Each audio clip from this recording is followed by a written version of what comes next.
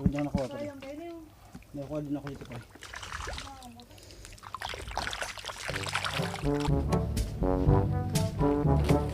Aray ko!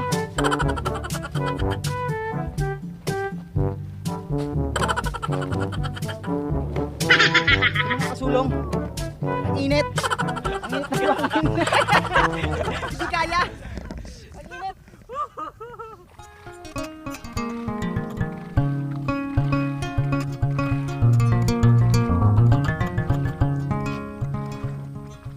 What's up sa inyo mga kasulong? So nandito ako ngayon sa bukid. Pupunta ako ngayon sa tropa ko. May pupuntahan kami ngayon. May mangunguha kami ngayon ng kung ano makita dun sa, kung tawagin dito, sulong. Nipaan siya kung sa Tagalog. Pasado alas 7 na. Baka tulog pa sila. Gigisingin ko.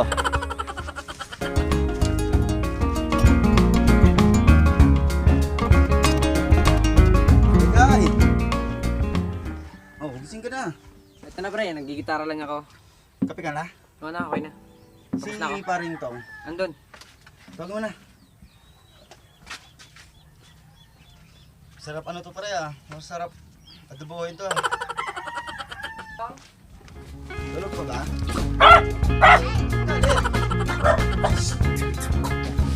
Uno! Tara. So yun na nga mga kasulong, ginising na natin sila. Actually gising na pala sila. So pinapaasikaso na natin sila. Punta tayo ngayon sa Nipaan. Maghahanap tayo ng kung ano na makita doon. Mga suso, yung mga shell. Panalangin na lang natin na low tide ngayon. Para mas maganda yung view, saka mas marami tayong mahanap.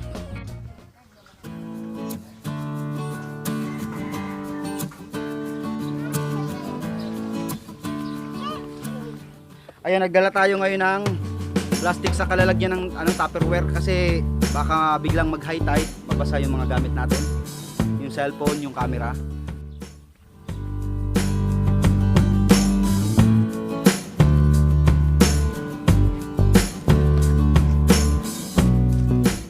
Sulong, nandito na tayo ngayon sa Nipaan, malapit na. So halos may 1 kalahating kilometro din tayo naglakad sa bukid.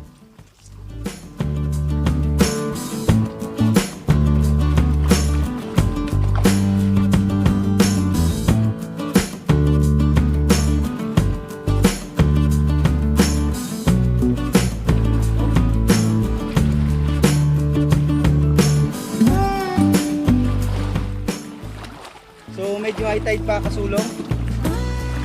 Hintayin natin siya mag low tide para makakuha tayo ng shell. So sa ngayon, habang high tide, ibang yung kukunin natin, yung gumagapang sa nipa ng mga kung ano ng species.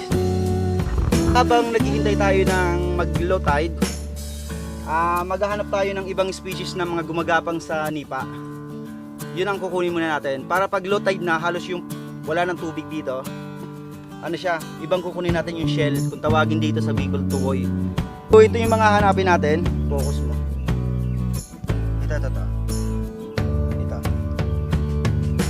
Ito, pwede na to, malaki na to. So malaki na to, pwede na tong gataan or igisa. So nakakatatlo na agad tayo. May isang species pa papakita ko sa iyo, kung tawagin naman nun, rungoy. Kasulong, grabe yung high tide. Sa part na to medyo malalim, pero aakyat tayo sa Nipaan maya-maya para medyo mababaw. Medyo madilim dito, pero maliwanag naman para guys. So may mga kanya-kanya kami lagayan. Nag-jacket kami kasi medyo mainit. Yung tinatawag kong ito yung sinasabi ko sa inyong rungoy. Ito itsura niya. Masarap to. Lalo kung sa sa ginataan mo sa sa talbos ng kamote.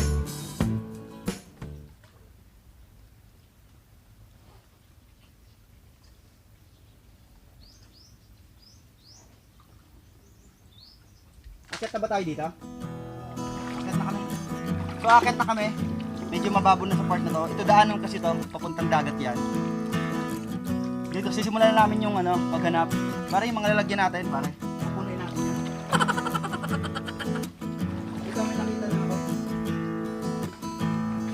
Ganito ang buhay sa amin dito pag walang magawa, lalo pag walang trabaho. Masarap manguha dito ng kasi nakakagana siya maghanap ng kung ano-ano dito kasi hindi siya mainit kasi dahil sa mga nipa nagsisilbing bubong mo. So ito, may nakita na agad ako. Marami pa ito panigurado. So hahalo-haluin. Kung ano makita natin, kuha lang ng kuha. Pero syempre yung maliliit, hindi natin kukunin para dumami pa sila.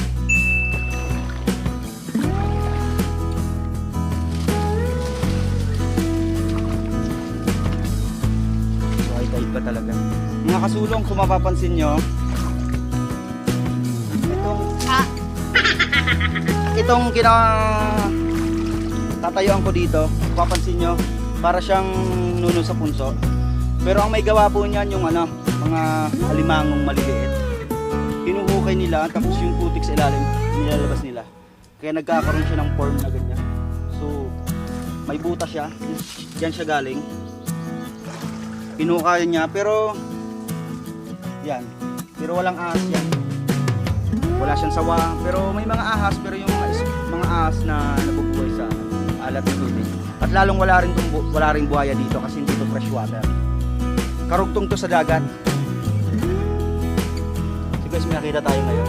Ito yung sinasabi ko sa inyo, na pag high tide, nagsisiakyatan sila. May 3 dito. Oh. Tapos, yan. Mataas yung isa. Pero maliit pa naman, huwag na natin kunin. Ito, pwede na to, medyo malaki na to. Wala, may naapakan ako. Ito yung sinasabi ko sa inyo na shell na sa ilalim naman siya ng putik.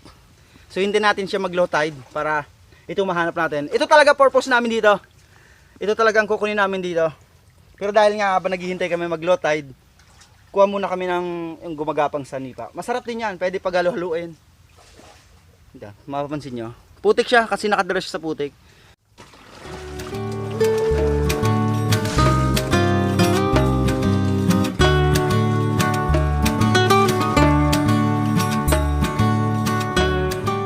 Medyo kaunti yung huli ngayon kasi di ba nag-lockdown, so halos lahat ng mga kabarangay natin nagsipuntahan dito para maghanap ng mga kasulang malibangan.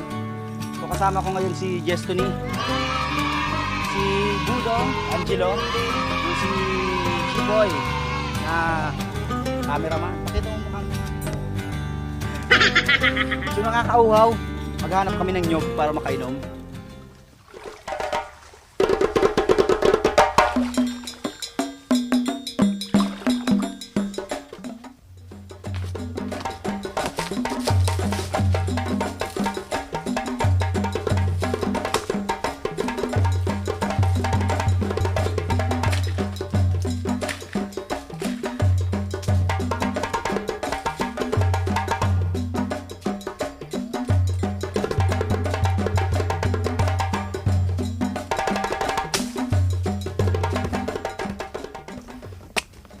Pagbukas nga may love letter si Crush Mulig. Yung sa may-ari pala ng nyug na to, sorry po, pagbigyan nyo na. Kahingi po kami. Una po kami. Hindi namin shoutout, di namin lang kilala kung sino may-ari nito. Hati-hati tayo. Binasa ko lang yung laro.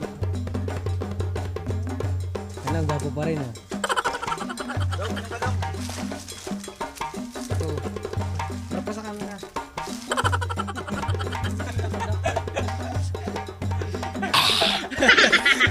Pinakamarami sa'yo ah. Oh, hiwain mo na. Yan. Aray! Pipi ko. Ang pipi ko. Ingatan mo si Gary. Budiwa. Oh!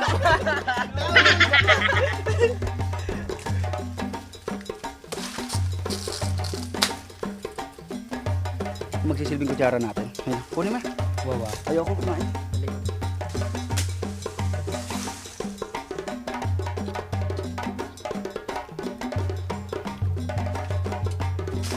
Lovely. Gwapo pa rin. Oh.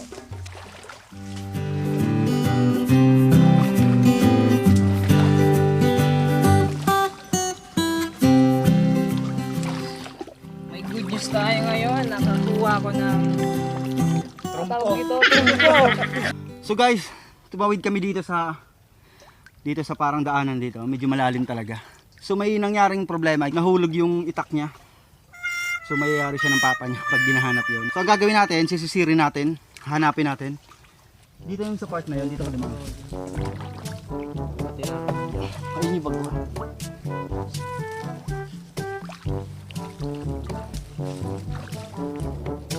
Ayun nga po, yung sombrero ko, sisiring ko. Abot pa naman ng pa ako. Sige, hanap muna kayo dyan. Dapat mahanap natin yung itak na yun. Mayayari siya ng papa niya pag dinahanap yun. Ayaw ko ilubog yung ulo ko kasi mag-ano yan eh. Mag-aalat yung ulo ko. Mas lalong iinit.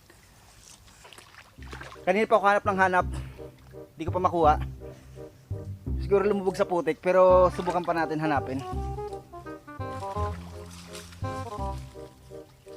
Dito ka pa talaga dumaan? Sigurado ka? Lulubog sa putik yun. Malalim pa naman. Alam. Ito. Parang dito pare oh. Koko mo.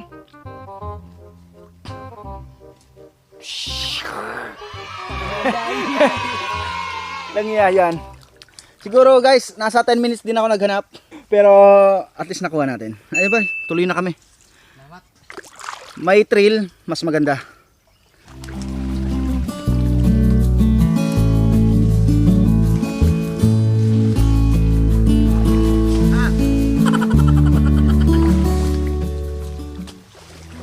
So update lang mga kasulong. Medyo nakarami-rami rin tayo sa kanila pa. Kung tutusin, kaunti pa lang siya pero medyo okay na kasi kararating lang naman natin. Tatawid muna tayo dun sa may dagat, sa may poso dun daw sa may dagat. Kasi uhaw na kami. So hindi sapat yung ininom naming buko. Tatawid kami, inom muna kami saglit, tapos balik din agad.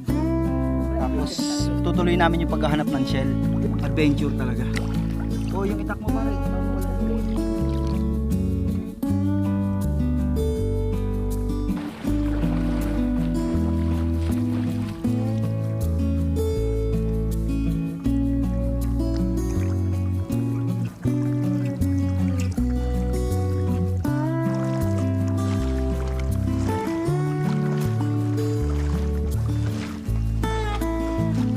Please subscribe.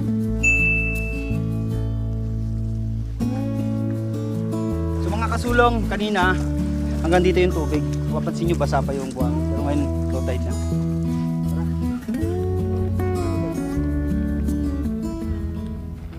May tuya. Suruli dun oh.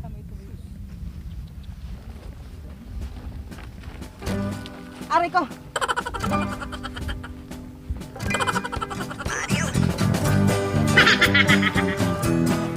Mga kasulong, ang init. Kaya. Teka lang. Parang nasa na tayo yung palabas. Yung may parasite ba yan? Ants. Parasite.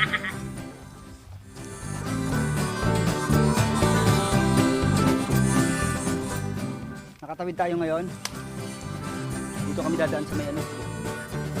Damuhan. Ang init. Init ng buwan. Hindi siya biro. Hindi mo kakayanin tumagal. Ay ko.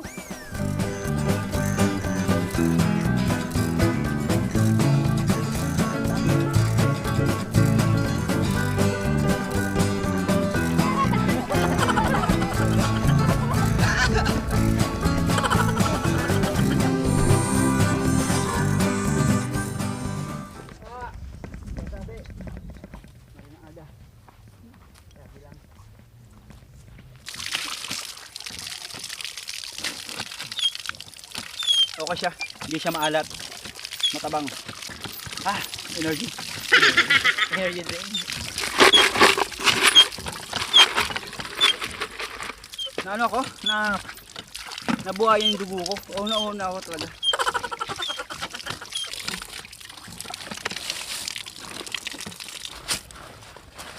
ito yung nahanap ko. Ito. Ito yung target namin hanapin doon sa ano. Babalikan namin. Yan, akin pa lang to. Yung sa kanya, saka hindi yung sa kanya. So marami na akong tutuusin, pero dadamihan pa natin kasi papakainin natin yung buong barangay.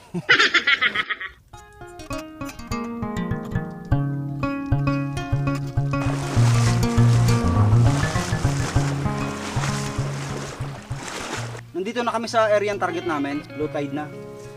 Yun, naghahanap na kami dito ng, yung sinasabi ko sa inyo, ano. Maputik nga lang kasi sa ilalim siya ng putik. Ito, sinaling ko dun sa lalagyan namin malaki. Kararating lang namin dito. Nakarami agad ako. Tingnan nyo, silong. Marami siya. Gaya nito, yun o. Ihugasan natin yung ano. Pwede na to. Ang sarap ng sabaw nito kasi may alat-alat. Malinis naman dito. Kumbaga, ano yan, nature yan.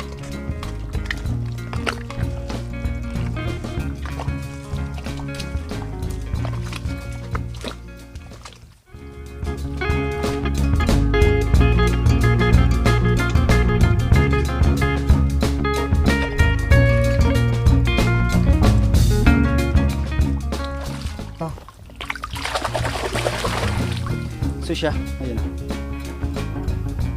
Ayos, diba? Useless yung paglinis natin, paghugas natin sa poso kanina.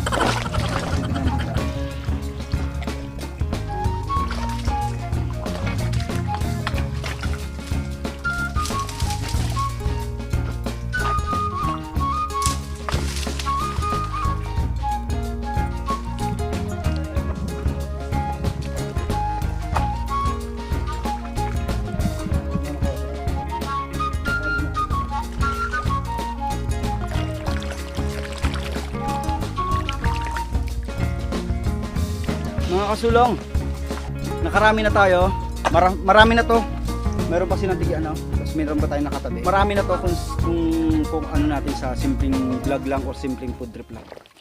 Pahinga muna kami dito. Tamang linis lang kami ng katawan, tapos naglalakad na kayo pa uwi. Subscribe yo para makatulong din sa akin saka sa mga tropa.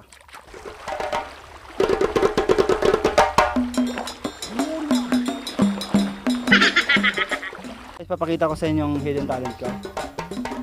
Tutusukin natin din sa karat. Gig!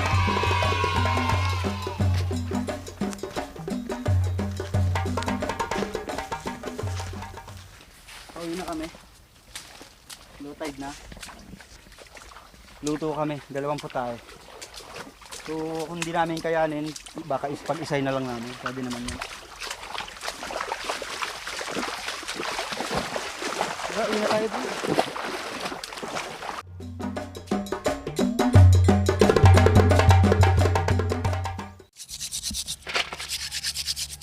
Kasulong, so nandito na tayo ngayon, nakapag-bihis na kami, nakaligo na. Ang gagawin natin ngayon, nililinisan muna natin. So marami tayong nakuha. Itong nililinisan namin ngayon, ito na yung nakuha ko. Kasi yung mga nakuha nila, inuwi nila sa bahay nila. So ito, pupudripin lang namin to. So itong isang klase. Meron din dito ito, sinisip-sip to.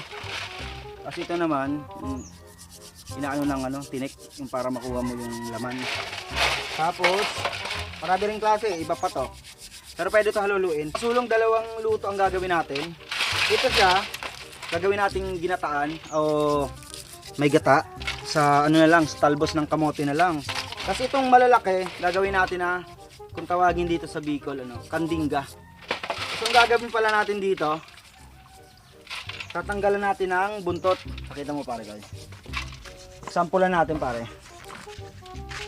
Ito. Tatanggalin natin siya ng buntot. Parang ganito. So ganyan siya.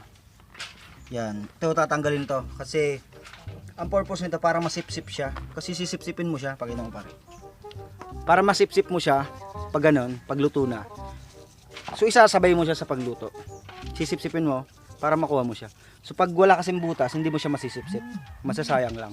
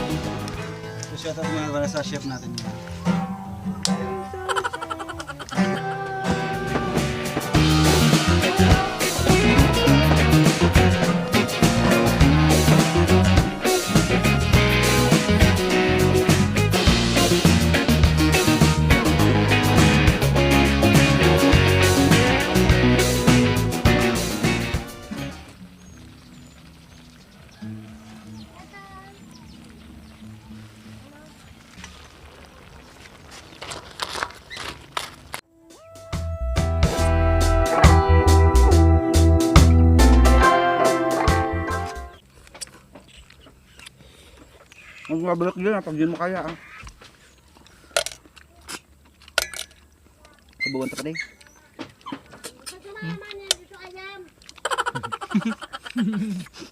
Sila tama tangay no. Sa kuya.